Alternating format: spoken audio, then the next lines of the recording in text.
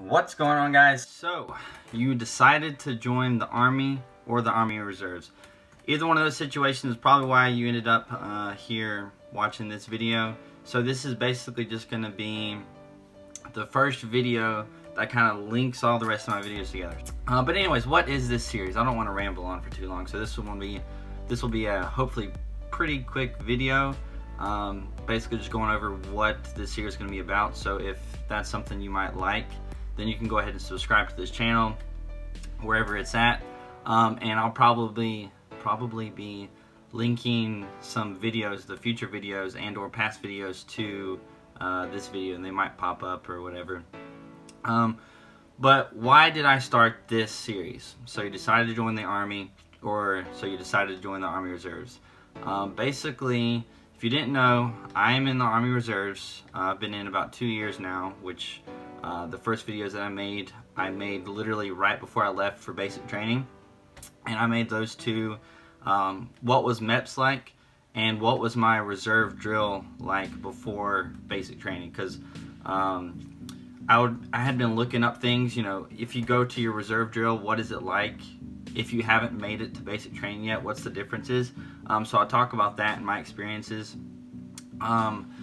So you can check out those if you want to, but what I wanted to do for this series was basically give you guys a one-stop shop on what the military is like as a whole, all my different experiences on the reserve side, on the active duty section whenever I was training for about 8 months.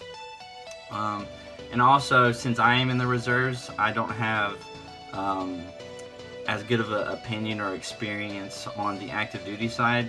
So what I'll be doing is, on my active duty sections, I'll be talking about my experiences in the training aspect of it. And my brother, who was actually just stationed at Fort Bragg, he's active duty, and maybe I can get him on here and talk to you guys about his experiences as an active duty soldier. So it'll be a really good contrast between what reserve is like and what active duty is like, and maybe which one you should do, because ultimately I know right now it's March. A lot of you guys might be in high school looking to join the military, looking to just figure out what it's like. Maybe you've already signed the contract, maybe you've already gone to MEPS and you want to know what basic training is like.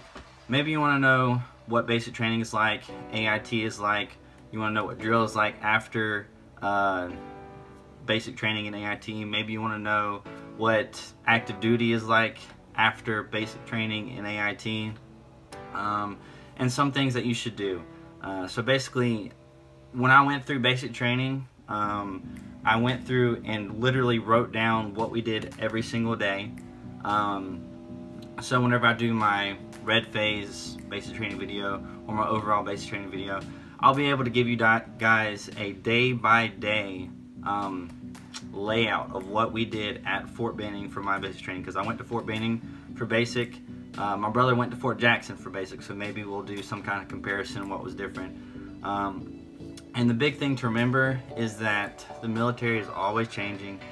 It's always adapting. I know basic training recently had a huge change, and we can talk about that at some point, but that's not really the point. You don't want to really go to somebody who went to basic 15-20 years ago and ask them what it's like now, because it's going to be a whole lot different. For me, I went about a year and a half ago, a year and a half to 2 years ago. So a lot of things that I experienced at Benning is going to be similar to what you're going to experience. So anyway, so some of the things I'm going to cover in this series, I'm going to try and knock them out and record them, you know, once or twice a day, then upload them just basically as I make them. So if you want to subscribe, you can do that, and hopefully I can answer a lot of your questions. So if you have any other questions, maybe other video ideas, something that you are wondering and you want to ask somebody who is just going to give you their honest opinion, because that's what I did for my brother before he went in. I told him about my experiences, and I told him about what basic training was like for me, and I want to do that for a lot of you guys, because you're leaving and you don't know what to expect. Whenever I left, I was looking for videos on YouTube like crazy. I was like, what is basic like? What can I do to succeed in the military?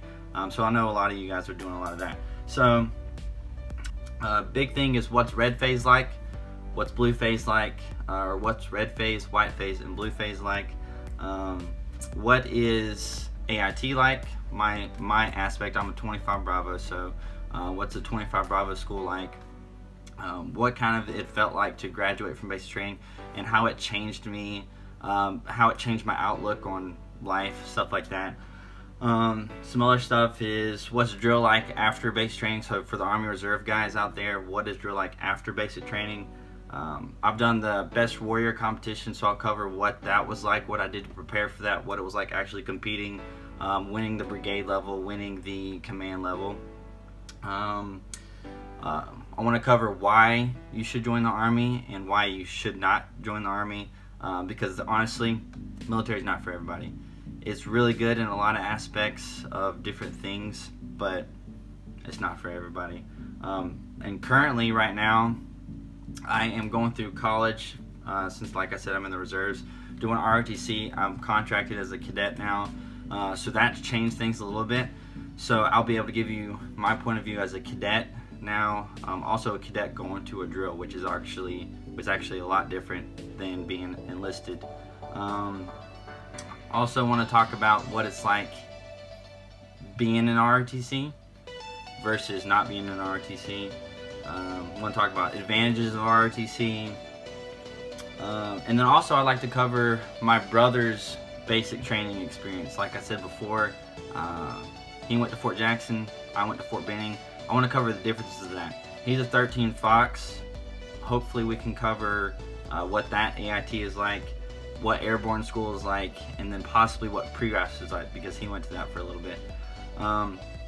So if you have any other questions, leave a comment down below, video topic idea, something that you want to know, and I should be able to, do that, because I feel like I'm pretty good at this kind of thing, being able to help people out with their questions about the military. I've gotten asked so much stuff, and I kind of felt like I've been itching to do this series again. I know I did it like 2 years ago, just a couple of videos, and I got a lot of views on it, so I was like, there's a lot of people out there with questions on what the military is like, and what they should do, how they should prepare for it. That's another big thing that I want to cover, being physically fit, how to prepare, what things you have to do to be able to basically not have to worry about the physical aspect of basic training, because although it is a mental thing, it is also a physical thing, and if you can't run, I'm just going to tell you right now, it's going to suck. So anyways, hopefully you guys enjoyed this video. I know it's kind of long, going on 9 minutes right now. I just want to cover everything that I possibly can about the military with my experiences, and maybe use other people's experiences and do that kind of setting. So anyways, hopefully you guys enjoyed it. Like, comment, subscribe, comment your questions for sure. Subscribe if you want to watch some more stuff in the future.